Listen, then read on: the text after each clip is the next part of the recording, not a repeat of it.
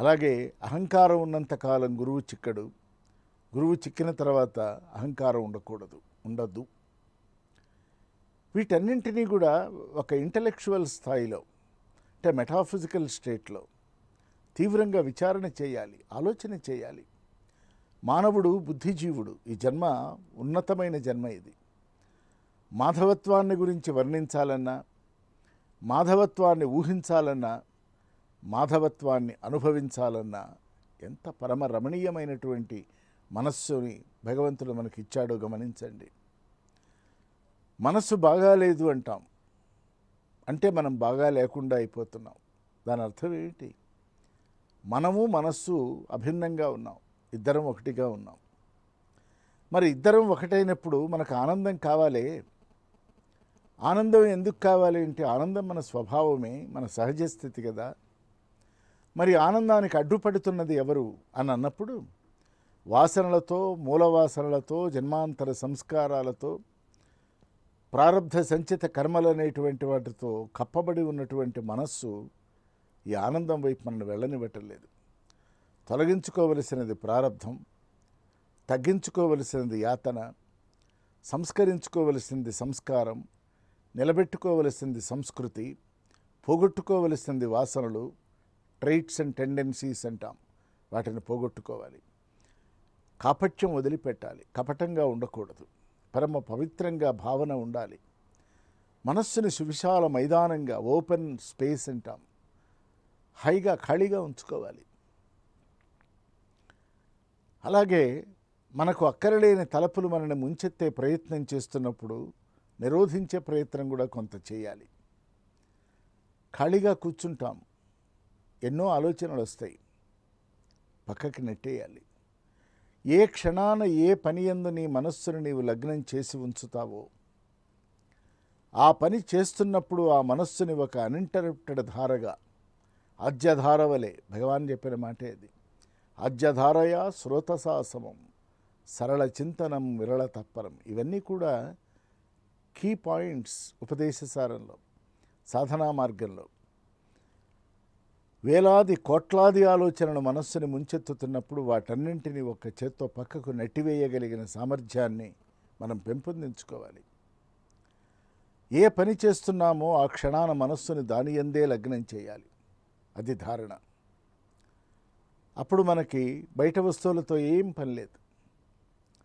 విషయం తెలిసినవాడు, విషయాన్ని ఆకళింపు చేసుకున్నవాడు, విషయాన్ని అనుభవించినవాడు, విషయాన్ని చక్కగా ఆచరించినవాడు, తద్వారా ఒక అనుభూతిని పొందినవాడు, వాడికి శాస్త్రాలు వాడి వెనక పరిగెత్తుకొని వస్తాయి.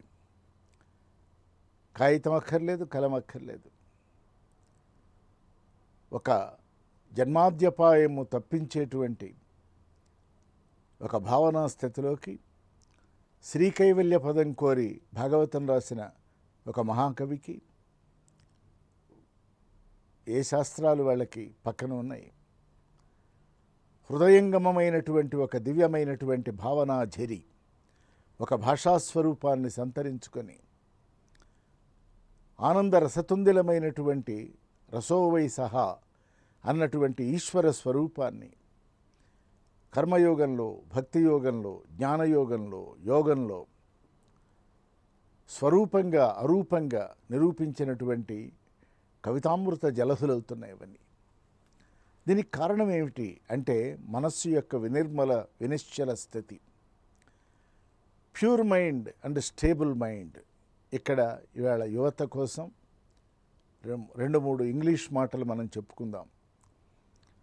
ఏబుల్, స్టేబుల్ అండ్ నోబుల్ గుర్తుపెట్టుకోవాలి. ముందు ఎబిలిటీ ఉండాలి, సామర్థ్యం ఉండాలి. నేను దేనినైనా సాధించగలను అన్నటువంటి ఒక పట్టుదల, ఒక దీక్ష, ఒక కన్విక్షన్ ఉండాలి. అది అయిన తర్వాత స్టేబుల్గా ఉండాలి. జరుగుతుందో జరగదో, అవుతుందో కాదో, ఇది అయ్యేనా పొయ్యేనా, ఈ మాటలు వింటూ ఉంటాం. లేదు, ఈ మంచి జరిగి తీరుతుంది అని మనస్సుకి ఒక ఇన్స్ట్రక్షన్ ఇవ్వాలి. ఎందుకంటే మనస్సుకి మనం యజమానులుగా ఉండాలి, బానిసలుగా ఉండకూడదు. ఎప్పుడైతే ఈ పని జరుగుతుంది అని మనం ఖచ్చితంగా చెప్తామో దైవ ప్రజ్ఞ కూడా మన యందు ప్రవేశిస్తుంది. కనుక మన సంకల్పాలు వికల్పాలు కావు, నిరూపించబడతాయి. అవి ఒక రూపాన్ని దిద్దుకుంటాయి, సాఫల్యాన్ని మనకి అనుగ్రహిస్తాయి. కాబట్టి ఎబిలిటీ ఉండాలి, స్టెబిలిటీ ఉండాలి, ఇక మూడవది నొబిలిటీ ఉండాలి. నొబిలిటీ ఆదర్శవంతమైనటువంటి 10 మంది అనుసరించేటువంటి విధంగా మన జీవితాన్ని, మన ఆలోచనలని మనం తీర్చిదిద్దుకోవాలి. ఈ ఎబిలిటీ, స్టెబిలిటీ, నొబిలిటీ ఎప్పుడైతే ఏర్పడతాయో మనస్సు మన అధీనం అవుతుంది. మనం మనస్సు గురించి మళ్ళీ ఇక్కడ పునః చెప్పుకోవాలి. ఈ మనస్సు చాలా జటిలంగా ఉన్నదని, ఎదురు తిరుగుతున్నదని, మనకు లొంగటం లేదని, నా మనస్సు నా మాట వినటం లేదని అనేక సార్లు వింటుంటాం చాలామంది నుంచి. భగవాన్ ఉపదేశించిన ఉపదేశ సారంలో అన్ని క్రమాలు మనం మాట్లాడుకుంటూ వచ్చాం. ఆ క్రమంలోనే మనస్సుని ప్యూర్ మైండ్ చేసుకో, ఎంటీ మైండ్ చేసుకో, మనస్సుని ఖాళీ చేసుకునేటువంటి ప్రయత్నం చేయి. ఎప్పుడు ఖాళీ అవుతుందో మనస్సు తేలికవుతుంది. ఆలోచనలు ఎక్కువగా ఉంటే మనసు బరువెక్కుతుంది. శ్రీరామకృష్ణ గురుదేవులు ఒక అద్భుతమైనటువంటి పారబుల్ చెప్తారు మనకి ఈ విషయంలో. ఒక స్త్రీమూర్తి తట్ట నిండా పెరుగు, పాలు, వెన్న, నెయ్యి అన్నీ పెట్టుకొని దాని మీద ఓ గుడ్డ గప్పి తొణకకుండా బెణకకుండా తన యాత్ర తాను సాగిస్తూ ఒక ఊరు నుంచి మరొక ఊరికి వెళుతూ ఎవరెవరికి ఏ ఇంట్లో ఏది ఇవ్వాలో తట్ట దింపకుండానే చేత్తో అందుకొని వారికి ఇచ్చి, ఇవ్వవలసిన పాత్రలు పదార్థంతో సహా ఇచ్చి, ఖాళీ అయిపోయిన తర్వాత తట్ట దింపి తట్టకి తన తలకు మధ్య ఉన్నటువంటి గుడ్డ చుట్ట ఏదైతే ఉన్నదో దానిని ఒక్కసారి విదిల్చి అమ్మయ్య అంటున్నది. చూసారా? తట్ట ఖాళీ చేయటంలో హాయి ఉన్నది.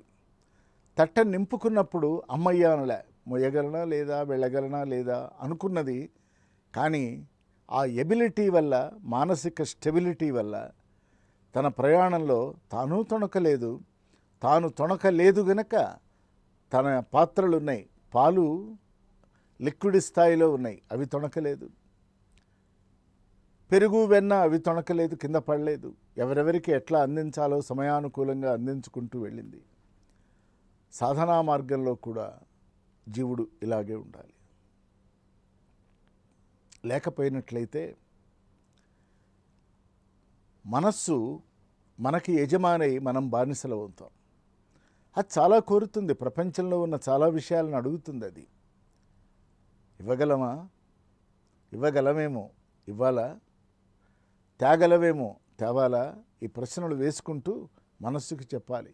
ఇప్పుడు కాదు, ఇప్పుడు కాదు, ఇప్పుడు కాదు, ఇప్పుడు కాదని చెప్తూ ఉంటే ఆ టైం రావచ్చు, రాకపోవచ్చు, మన మనస్సు హాయి. అంటే సాధారణంగా చాలామంది, అంటే మనబోటి వాళ్ళు కూడా ఓ పని మీద వెళుతున్నప్పుడు ఆ ఆలోచనని మనస్సులో పెట్టుకొని వెళతాం. ఆ ఆలోచనని మనం ఖాళీ చేసుకుంటున్న కొద్దీ, బయటకు చెప్తున్న కొద్దీ మనస్సు ఖాళీ అయిపోతుంది. మనస్సు ఖాళీ అవుతుండగానే ఒక హాయి కలుగుతున్నది.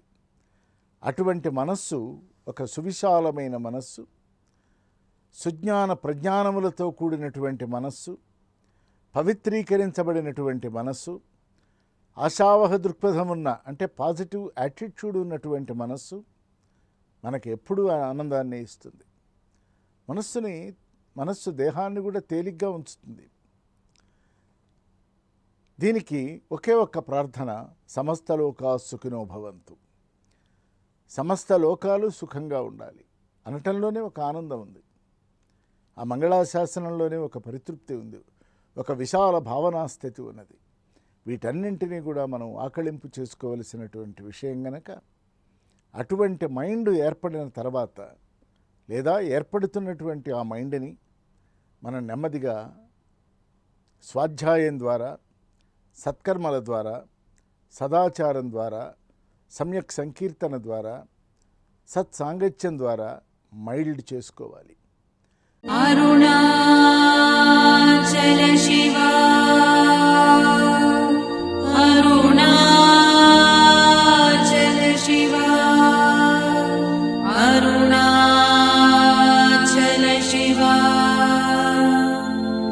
అరుణాచల